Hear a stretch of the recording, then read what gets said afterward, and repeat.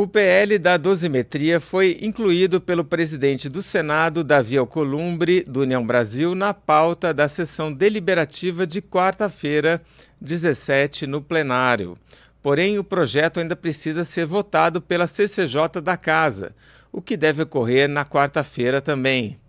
O relato do texto na CCJ, Esperidião Amin, disse ao antagonista que dificilmente a versão da Câmara será aprovada no Senado sem qualquer tipo de mudança. O senador Sérgio Moro, do União, também divulgou uma declaração nesse sentido. Vamos ver o tweet do Sérgio Moro. O PL da dosimetria, aprovado na Câmara, precisa de ajustes pontuais para evitar benefícios a outros que não os condenados pelo 8 de janeiro. Mas, desde logo, não é verdadeira a narrativa de que beneficiaria condenados por corrupção, escreveu o senador Sérgio Moro. No último final de semana foram registrados protestos contra o PL da dosimetria. Vamos acompanhar algumas imagens das manifestações.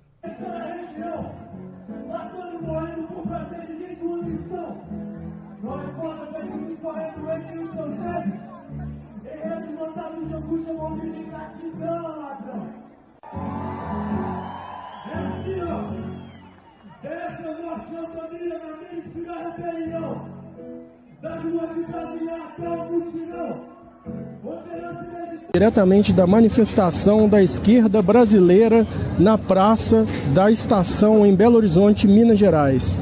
Brasil! Viva a democracia! Sem anistia! Salve Belém! Sem anistia! Sem anistia! Muito bem, muito obrigado. Muito obrigado, Marco Nanini.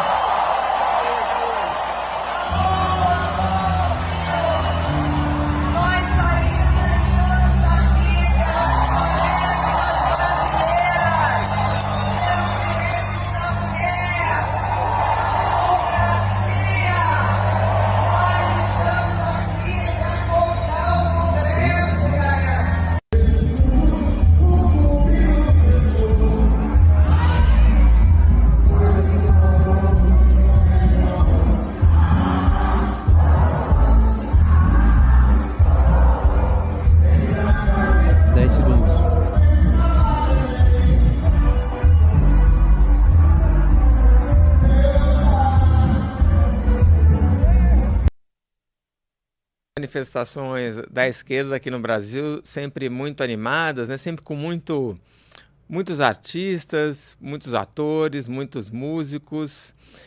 Madeleine, o que você achou dessas manifestações? O que você pensa aí para o futuro do PL da dosimetria? Olha, Duda, eu não sei se a manifestação tem realmente a ver com a PL da dosimetria, se as pessoas sabem o que é que elas estavam fazendo lá, né? Porque me parece mais que é um canto emocional de sem anistia. Circulou até pelas redes sociais uma cidade no norte do Brasil em que eles estavam reivindicando sem anestesia. Então, assim, é mais um movimento de identidade. Eu tenho esse vídeo, e é sério. É um movimento de identidade de grupo. As pessoas nem sabem do que elas estão falando. Então, um acha que vai soltar o Bolsonaro, o outro acha que vai soltar todos os bandidos. O fato é que a esquerda voltou às ruas e está colocando gente na rua. E está colocando ali muitos artistas. Esses artistas atraem pessoas, as pessoas vão atrás desses artistas. A gente tem vários famosos. A Fernanda Torres virou um símbolo meio esquisito, porque no meio dessas manifestações tem uma coisa também de congresso inimigo do povo. Eu achei um discurso meio clima, sei lá, AI-5, sabe? Que não combina nada, porque ela ficou com aquela coisa do filme Eu Estou Aqui. Assim, o brasileiro sempre ouve o galo de onde. Tem gente que acha que o filme Eu Estou Aqui é documental, não sabe que é uma ficção. A própria irmã do autor do roteiro diz que é muito esquisito o filme, porque ela sabe que é a história dela, porque todo mundo fala, mas não é. Ele não tem nenhuma pretensão de ser colado à realidade. Ele é um levantamento de memórias individuais do autor que nem sempre coincidem com a realidade. O Brasil nem sabe que o filme é ficção. Aí a atriz do filme vira algo pela democracia. O que a gente vê é a esquerda na rua, é a polarização, é eles falando contra o bolsonarismo, mas eu, com toda sinceridade, não entendo que as pessoas que estão na rua sequer saibam o que é dosimetria. Para começar, eu acho que elas nem sabem o que é dosimetria. É a questão do sem anistia que virou moda e eles estão na rua e é isso. O Brasil é esse país da política sem anestesia, né? Toda vez aqui é um sofrimento para narrar o que está acontecendo. Ricardo Kertzmann, o que você acha? Olha, Duda, essas manifestações, independentemente do tamanho delas, da quantidade de pessoas que as frequentem e mesmo da quantidade de cidades onde elas são realizadas, eu acho que mostra, né, de que essa história de que anistia ou dosimetria vai pacificar o país é conversa fiada, é conversa apenas do lado dos bolsonaristas. Todas as pesquisas de opinião mostram que boa parte da população brasileira, em torno de 55% a 60% da população brasileira, são contra, na verdade, perdão pelo erro, são contra qualquer anistia. E uma boa parte também, aí os percentuais são um pouco menores, são contra a dosimetria. As pessoas confundem muito, e é por isso que a dosimetria ainda tem alguma aceitação, as pessoas confundem muito aquelas penas duríssimas que foram impostas, e, a meu ver, de forma desproporcional, e muitas delas, inclusive, de forma indevida, porque não individualizaram as condutas, aquelas pessoas que quebraram a Praça dos Três Poderes, que invadiram a sede dos Três Poderes no 8 de janeiro. E aí, por causa dessas pessoas, muita gente ainda se coloca a favor de algum tipo de redução de pena. Mas quando você estratifica essas pesquisas, quando você desce ao nível de compreender o que essas pessoas efetivamente querem, quando a pergunta é objetiva sobre quem comandou, sobre quem participou da trama golpista, aí a coisa se inverte, ou seja, não tem essa de pacificação, se acontecer ou uma anistia ou uma dosimetria. E essas manifestações, repito, independentemente do tamanho, da quantidade de cidades, elas mostram isso claramente. Essa pacificação ela não vai existir a partir de algo nesse sentido. Sobre o PL propriamente dito, Duda, conforme a gente vem também debatendo isso e vem analisando no sentido de que tem muita coisa errada, não dá para você querer pegar o lado bom, uma parte boa de uma lei e enfiar ela goela abaixo como um todo, porque tem muita coisa errada aí. Você tem manifestações já contrárias nesse sentido dos próprios senadores, como você mostrou. Dificilmente essa lei, ou de forma alguma essa lei, vai conseguir ser aprovada dessa forma. O Senado tem que rever isso. Eu acho que no afã de poder passar isso correndo, ou mesmo de descaracterizar a pessoalidade da lei, o que obviamente ensejaria a sua inconstitucionalidade. Eu acho que foram tentando criar alguns puxadinhos, foram tentando modificar, dar uma disfarçada, na verdade, para não dizer que essa lei é feita sob medida, e aí acabaram criando um monstrengo que abre brechas para que outros tipos de crimes muito perigosos, inclusive, muito danosos, criminosos possam ser beneficiados se a lei passar da maneira que está. Então ela ainda vai ser revista, depois vai ser votada, daí volta para a Câmara, depois vai à sanção presidencial, ou seja, tem um longo percurso pela frente, e eu acho que aquela história de que eram favas contadas, que estava tudo já acordado entre Congresso e STF, pode ser que o gato tenha subido no telhado, ou essa lei seja muito desfigurada, ou nem mesmo venha a ser aprovada no Senado, e se for, pode ser que ela seja rejeitada no Supremo. O Moro toca num ponto ali que ele fala, olha, tudo bem fazer algumas mudanças, mas mudanças pontuais, né?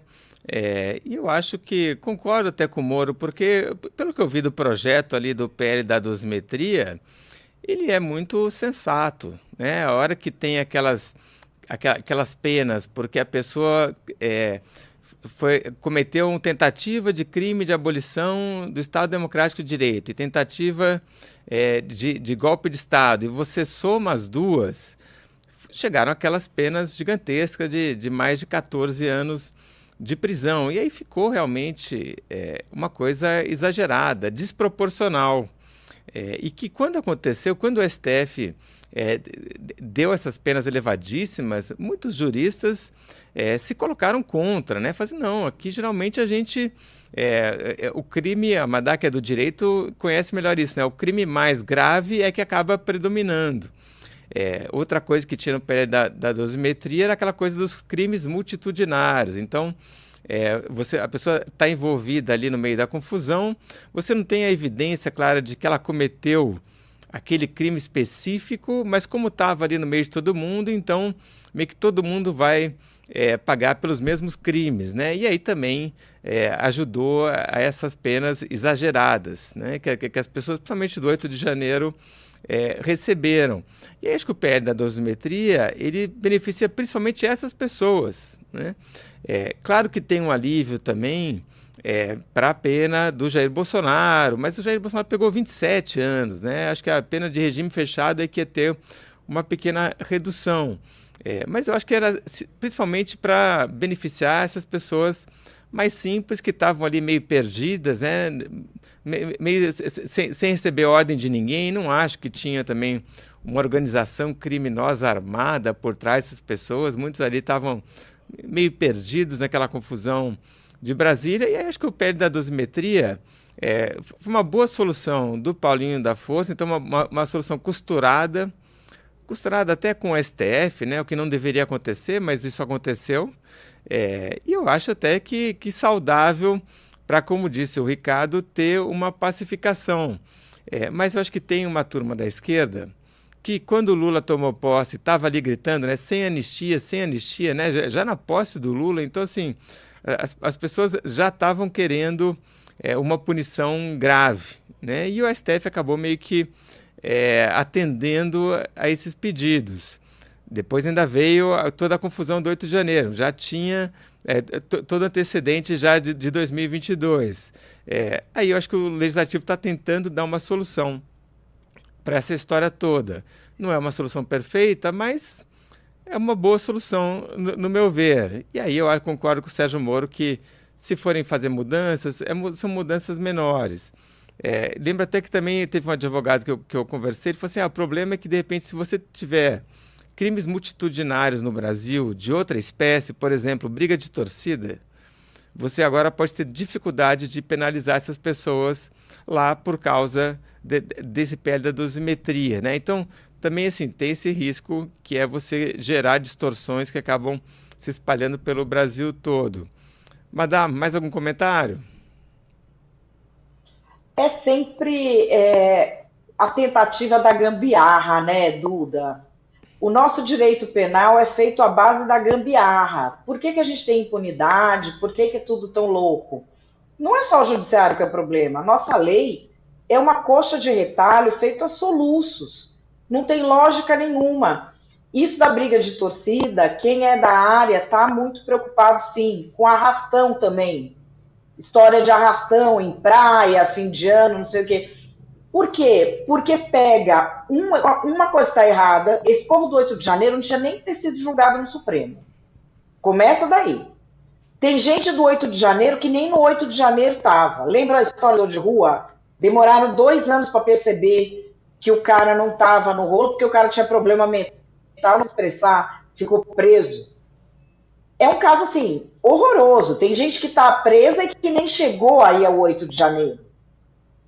Esse caso, na verdade, ele tinha que ser inteiro revisto. Só que ele não vai ser revisto. É essa a questão.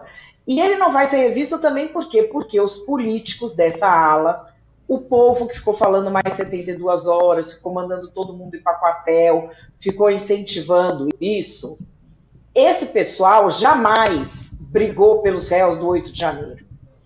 Também é sintomático, né, que entra esse PL da dosimetria, isso corre quando? Isso corre quando os grandes são condenados, quando o Bolsonaro vai para a cadeia. Aí é que o povo se mexe. O fato é que esse povo do 8 de janeiro foi usado por todo mundo, né? Foi usado pelo pessoal do bolsonarismo para fazer pressão, foi usado pela esquerda como punição exemplar, foi usado pelo STF para demonstrar que tem força, e continua sendo usado nessa história do PL da dosimetria, que não é para eles. Assim, a maioria das pessoas ali já está há quanto tempo na cadeia? Acabou já com a vida da pessoa, ninguém se meteu antes. E o próprio bolsonarismo, a forma como trata essas pessoas é indigna. Outro dia tinha uma que fugiu para os Estados Unidos e foi deportada pelo Trump. Eles não tiveram, os bolsonaristas não tiveram nenhuma condescendência, não tiveram pena da mulher, não olharam para o desespero dela, nada. A questão é que assim, esses réus do 8 de janeiro viraram uma espécie de malditos da política brasileira. Eles são usados por todo mundo, protegidos por ninguém. E tem os políticos no meio. E na cabeça do PT, Duda, é o que você disse. O Lula tomou posse gritando sem anistia. Sabe? Para eles é sem anistia, não adianta.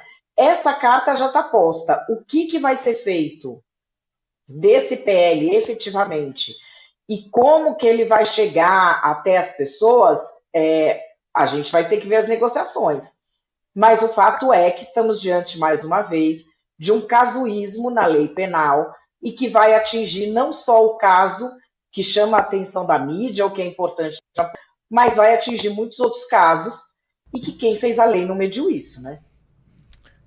E vi ali uma moça pichando um muro ali, aquilo ali é crime, né? Aliás, o 8 de janeiro tem muita gente com essas penas aí, justamente por estragar o patrimônio público, e aí tem a turma da esquerda justamente fazendo isso. Se for aqui em São Paulo, eu sei que tem o Smart Sampa, vai pegar pela câmera e depois dá para ir atrás da pessoa, né? No Rio de Janeiro não sei se tem isso, mas não foi um bom exemplo ali. Ricardo, você quer comentar mais alguma coisa?